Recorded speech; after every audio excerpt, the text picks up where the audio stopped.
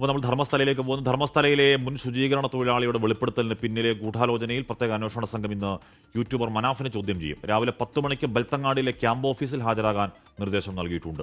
Action committee അംഗങ്ങളുടെ മൊഴിയെടുപ്പ് തുടരുകയാണ്. വിവരങ്ങളുമായി ചെന്നൈയിൽ നിന്ന് മുഹമ്മദ് റഹീസ് ആണ് ചേരുന്നത്.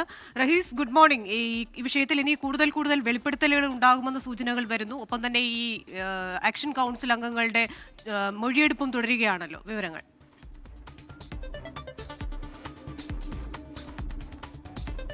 Hashmi, very good morning.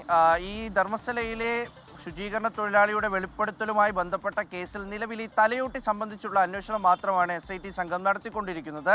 ഇയാൾ ആദ്യം കോടതിയിൽ ഹാജരാക്കിയ തലയോട്ടി സംബന്ധിച്ച അന്വേഷണത്തിനിടയിൽ തന്നെയാണ് മനാഫിനെയും ഇപ്പോൾ ചോദ്യം ചെയ്യാൻ വേണ്ടി SIT സംഘം വിളിപ്പിച്ചിരിക്കുന്നത്. മനാഫിനോട് കഴിഞ്ഞ വെള്ളിയാഴ്ച ഹാജരാകാൻ വേണ്ടിയിട്ടാണ് ആവശ്യപ്പെട്ടിരുന്നത്. പക്ഷേ മനാഫ് ഇന്ന് എത്താമെന്ന് രേഖാമൂലം അറിയിച്ചിരുന്നു. അതിന് പിന്നാലെയാണ് അദ്ദേഹത്തിനെ ഇന്ന് ചോദ്യം ചെയ്യാനായി എത്തിക്കുന്നത്. 10 മണിയോടുകൂടി ചോദ്യം ചെയ്യാൻ അദ്ദേഹം ബെൽത്തങ്ങാടിയിലെ SIT ഓഫീസിൽ ഹാജരാവുകയും ചെയ്യും.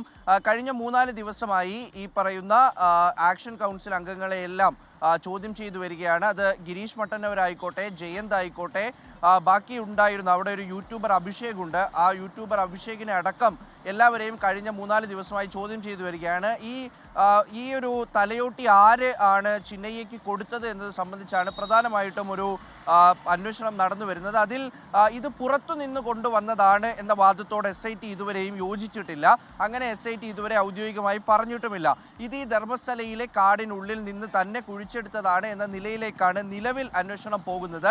അത് പക്ഷേ ചിന്നയ്യയാണോ കുഴിച്ചെടുത്തത്, മറ്റാരെങ്കിലും ചേർന്നിട്ടാണോ അത് കുഴിച്ചെടുത്ത് ചിന്നയ്യയ്ക്ക് നൽകിയത് എന്നുള്ള കാര്യത്തിലാണ് ഇപ്പോൾ അന്വേഷണം നടക്കുന്നത്. അപ്പോൾ അത്തരത്തിൽ അത് പുരോഗമിക്കുന്നതിനിടയിൽ മനാഫിനെ കൂടി ചോദ്യം ചെയ്യുന്നു. മനാഫിന് ഇതുമായി അറിയുന്ന കാര്യങ്ങളൊക്കെ അദ്ദേഹം അറിയിക്കാമെന്ന് പറഞ്ഞിട്ടുമുണ്ട്. SITയോട് വെളിപ്പെടുത്തുകയും ചെയ്യും. എന്തായാലും ഇന്ന് മനാഫിനെ ചോദ്യം ചെയ്യുന്നത് രാത്രി വരെ നീളാൻ തന്നെയാണ് സാധ്യത.